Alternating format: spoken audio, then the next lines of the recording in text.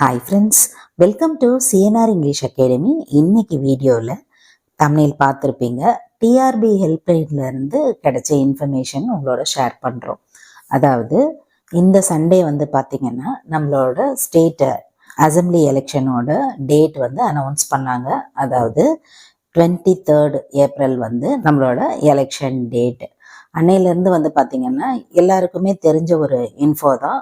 எப்பவுமே இந்த மாதிரி எலெக்ஷன் வரும்போது கவர்மெண்ட் எக்ஸாம்ஸு இதெல்லாம் நடத்த மாட்டாங்க. அதே போல் ரிசல்ட்ஸ் நடந்து முடிஞ்ச தேர்வுகளுக்கு பார்த்தீங்கன்னா ரிசல்ட்ஸ் வெளியிடுறது இதெல்லாம் டிலேஸ் இருக்கும். அதை மையமாக வச்சு நிறைய டீச்சர்ஸ் டவுட்ஸ் கேட்டிருந்தாங்க. இப்போ எலெக்ஷன் வர்றதுனால வரக்கூடிய நம்மளோட எக்ஸாம்ஸ் டிலே ஆகுமா, அதாவது போஸ்ட்பாண்ட் ஆகுமா? ஏன்னா அதுக்கு காரணம் இருக்குது. நமக்கு ஆல்ரெடி கொடுத்துருந்த டென்டேட்டிவ் நோட்டிஃபிகேஷனில் பார்த்தீங்கன்னா இந்த மந்த், அதாவது மார்ச் தான் டென்டேட்டிவ் மந்த் ஆஃப் நோட்டிஃபிகேஷன். எந்த எக்ஸாமுக்குன்னு பார்த்தீங்கன்னா பிடி அசிஸ்டன்ட் பிஆர்டிஇ எக்ஸாமுக்கு. எக்ஸாம் அதாவது ஸ்கெடியூல் பார்த்தீங்கன்னா ஜூலையில் கொடுத்துருந்தாங்க. ஸோ இப்போ எலெக்ஷன் டேட் அறிவித்ததுனால எல்லாருக்குமே அந்த டவுட் இருந்தது, தள்ளி போகுமா இல்லை நோட்டிஃபிகேஷன் வருமா அப்படின்றது போல். ஸோ நமக்கு இருக்கக்கூடிய ஆத்தென்டிகேட்டடான இன்ஃபர்மேஷன்ஸ் தெரிகிற ஒரு ஜோன் பார்த்தீங்கன்னா டிஆர்பி ஹெல்ப்லைன் தான். அவங்களுக்கு கால் பண்ணி கேட்கும்போது அவங்க இந்த இன்ஃபர்மேஷனில் தான் ஷேர் பண்ணாங்க. அதாவது இப்போ ஆல்ரெடி நோட்டிஃபிகேஷன் கொடுத்துருக்கக்கூடிய ஸ்பெஷல் டெட்டுக்கு பார்த்தீங்கன்னா எக்ஸாம்ஸ் நடக்கிறதுக்கு வாய்ப்பு இருக்குது. அண்டு அடுத்து வரப்போகிறது எந்த எக்ஸாம், அதாவது யூஜிடிஆர்பியா இல்லை ஜென்ரலாக நடக்கக்கூடிய டெட் எக்ஸாமா அப்படின்றது கவர்மெண்ட் தான் டிசைட் பண்ணுவாங்க எலெக்ஷனுக்கு அப்புறமா அப்படின்னு சொன்னாங்க. ஸோ நமக்கு ஏறக்குறைய ஒரு இன்ஃபோ தெரியுது. அதாவது கட்டாயம் எலெக்ஷனுக்கு அப்புறமா தான் நம்மளோட யூஜிடிஆர்பி அப்பாயின்மெண்ட் எக்ஸாம் கால் பண்ணுவாங்க அப்படின்னு சொல்லி. ஆனால் இதில் முக்கியமான இன்ஃபர்மேஷன் என்ன அப்படின்னு பார்த்தீங்கன்னா, எலெக்ஷன் அப்படின்னு சொல்லும்போது ரொம்ப அதிக நாள்லாம் எலெக்ஷனுக்கு இல்லை. கிட்டத்தட்ட பார்த்தீங்கன்னா ஒரு மாதம்தான் அந்த டைம் பீரியட் இருக்குது. இப்போவே பார்த்தீங்கன்னா மார்ச் மிடில் வீக்கில் நம்ம இருக்கோம். இன்னமுமே ஏப்ரல் 23rd அப்படின்னு சொல்லும்போது நாட்கள் ரொம்ப கம்மி தான். அதே போல் நமக்கு முடிவுகளும் பார்த்தீங்கன்னா மே 1st வீக்குக்குள்ளே அனௌன்ஸ்மெண்ட்டு வந்துடும். அடுத்த கவர்மெண்ட்டு யார் ஸ்ட்ரக்சரைஸ்டு பண்ணுறாங்க அப்படின்ற எல்லா டீட்டெயில்ஸுமே நமக்கு தெரிய வந்துடும். இந்த டைம், அதாவது இந்த ஒரு மிடில் இருக்கக்கூடிய ஒரு மாதமோ இந்த 45 டேஸோ பார்த்தீங்கன்னா ஆல்ரெடி படிச்சிருக்கக்கூடியவங்க படித்த போர்ஷனை வரைக்கும் ரிவிஷனை நம்ம ஸ்டார்ட் பண்ணலாம். நம்ம அகாடமி டெஸ்ட் பேட்சஸில் கூட பார்த்தீங்கன்னா நிறைய பேட்சஸ்க்கு இப்போ ரிவிஷன் தான் போயிட்டு இருக்குது. இந்த கேப்பை ரிவிஷனுக்கு நம்ம ஃபாலோ பண்ணலாம்.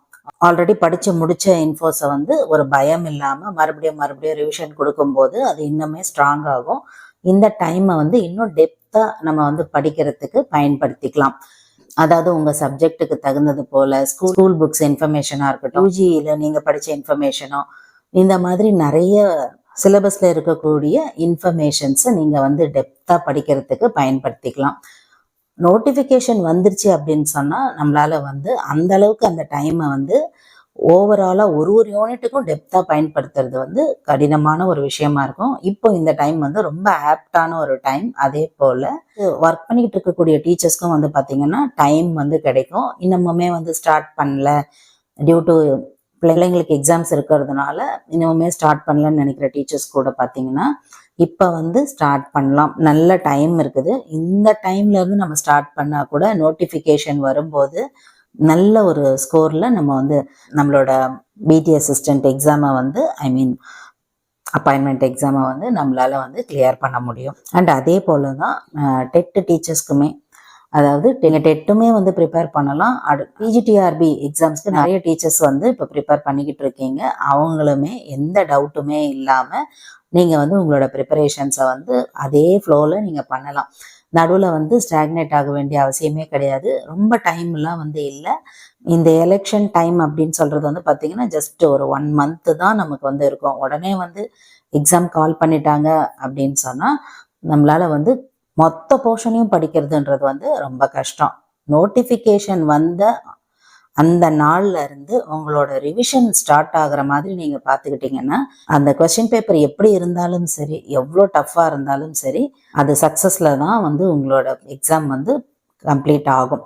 ஃபுல்லாக வந்து எல்லா யூனிட்டுமே ஓரளவுக்கு ஒரு 8 யூனிட்ஸ் அப்படின்னு வச்சுக்கோங்களேன். நீங்கள் எந்த சப்ஜெக்டாக இருந்தாலும் ஒரு 8 யூனிட்டுக்கு கிட்ட டவுட் இல்லாமல் படிச்சுட்டு அதுக்கப்புறம் வந்து நோட்டிஃபிகேஷன் டே 1ல இருந்து நீங்கள் வந்து உங்களோட ரிவிஷனை வந்து வச்சுக்கிட்டீங்க அப்படின்னு சொன்னால், புதுசாக எதுவும் ஸ்டார்ட் பண்ணாமல் உங்களோட மறுபடியும் அந்த ரிவிஷனை நீங்கள் வந்து பண்ணிக்கிட்டே இருக்கும்போது கொஸ்டின் பேப்பர் எந்த அளவுக்கு டஃப்பாக இருந்தாலும் சரி, ஏற்கனவே நம்ம சொன்னது போல தான் கட்டாயம் நல்ல டிஜிட்ஸில் உங்களோட ஸ்கோர் இருக்கும். ஸோ இதை பற்றி யாருமே வந்து யோசிக்க வேண்டாம். அப்புறமா படிச்சுக்கலாம், இன்னும் கொஞ்சம் டைம் எடுத்து நோட்டிஃபிகேஷன் வரும்போது பேலன்ஸ் இருக்கிற போர்ஷனை முடிச்சுக்கலாம் அப்படின்னு நினைக்காதீங்க. ஆல்ரெடி படிச்சுட்டு இருக்கிறவங்க ரிவிஷனோ இல்லை நியூவாக ஸ்டார்ட் பண்ணுறதையோ வந்து நீங்கள் ஸ்டார்ட் பண்ணலாம். அது ஸோ இந்த இன்ஃபர்மேஷன் உங்களுக்கு ரொம்ப யூஸ்ஃபுல்லாக இருக்கும்னு நம்புகிறோம். இதில் உங்களுக்கு வேறு ஏதாவது டவுட்ஸ் இருந்தாலும் வழக்கம் போல் உங்களோட கமெண்ட் செக்ஷனில் சொல்லுங்கள். Up to this I conclude. இதே மாதிரி ஒரு நல்ல வீடியோவில் உங்களை நான் மீட் பண்ணுறேன். Thank you friends. தேங்க்ஸ் ஃபார் வாட்சிங்.